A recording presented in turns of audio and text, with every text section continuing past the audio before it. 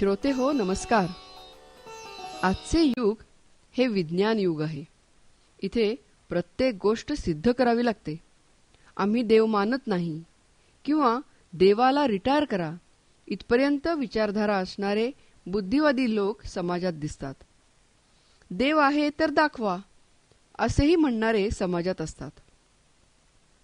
आधुनिक विज्ञान आज प्रचंड गतीने प्रगती करते आहे. आर्टिफिशियल इंटेलिजन्समुळे क्रांती झाली आहे. शास्त्रज्ञ अनेक प्रयोग करतात आणि गोष्टी सिद्ध करतात. एकदा सिद्ध झालेली गोष्ट कालांतराने ती चुकीची आहे असेही कधीकधी सिद्ध होते. पृथ्वी आयताकृती आहे असा काहींचा समज होता. त्यानंतर पृथ्वी गोल आहे हे सिद्ध झाले.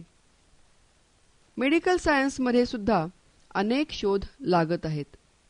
अनेक दुर्धर आजारांवर नियंत्रण मिळवण्यास डॉक्टरांना यश येत आहे.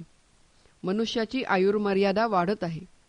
पण तरीही आधुनिक विज्ञानाला सर्वच प्रश्न अजून सुटलेले नाहीत. मध्यंतरी अनेक देशांवर आलेले करोनाचे संकट खूप काही शिकवून गेले. हा आजार नवीन असल्यामुळे बऱ्याच गोष्टी ज्ञात नव्हत्या. याचाच अर्थ विज्ञानाला मर्यादा आहेत. आजचा शोध उद्या कालबाह्य ठरू शकतो. आधुनिक वैज्ञानिकांनी ज्ञान मिळवण्यासाठी जडाचे सहाय्य घेऊन प्रयोग केले. ऋषीमुनींनी हे ज्ञान चेतनेतून मिळवले. फक्त मानवी शरीर ही एकच जड वस्तू वापरून त्यांनी ज्ञान मिळवले. हीच त्यांची प्रयोगशाळा होती. पण इथेही मानवी शरीर हे गौण होते, चेतना मुख्य होती. उपनिषदामध्ये एक गोष्ट सांगितली जाते. पुरातन काळी एका खेड्यात एक म्हातारा आणि त्याची 3 मुले राहत होती. मरताना म्हाताऱ्याने आपले मृत्यूपत्र करून ठेवलं होतं. त्यात लिहिलं होतं की माझ्याकडे जेवढे बैल आहेत ते 3 मुलांमध्ये वाटावेत. पण त्यांची कुवत आणि गरजेनुसार हा वाटा वेगवेगळा करावा. निम्मे बैल मोठ्या मुलाला द्यावेत, 1/3 बैल दुसऱ्या मुलाला आणि 1/9 बैल तिसऱ्या मुलाला द्यावेत. अडचण अशी होती की बैल होते एकूण 17. त्यामुळे त्याचे निम्मे किंवा 1/3 1/9 असे वाटे कसे करायचे? बैल कापावीत की काय? वाद मिटवण्यासाठी मुलांनी गावच्या प्रमुखांना बोलवले. गावचे प्रमुख आले. त्यांनी मुलांची समस्या ऐकून घेतली. ते म्हणाले, तुमचे वडील माझे मित्र होते. मी तुमच्या पित्यासारखाच आहे. असं करूया, तुमच्या वडिलांच्या 17 बैलांमध्ये माझाही एक बैल जोडून देऊ.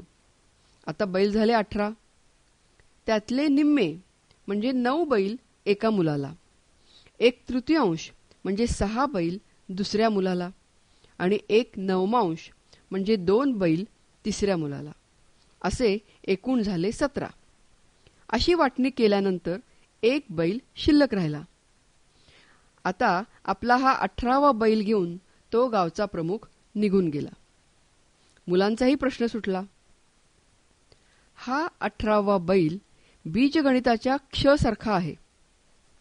तो तुम्ही धरला तर प्रश्न सुटतात आणि पुन्हा तो शेवटी जसाच्या तसा अलगद कायम राहतो. पण आपण हट्ट धरून बसलो की क्ष मानायचाच नाही तर मात्र प्रश्न सुटणार नाहीत. ईश्वर हा असाच 18वा बैल आहे. तो तुम्ही मानला तर जीवनाची कित्येक कोडी सुटतात आणि यात तुमचं काहीच जात नाही. कारण तो म्हणजे भगवंत शेवटी नामानिराळा अलिप्तच राहतो.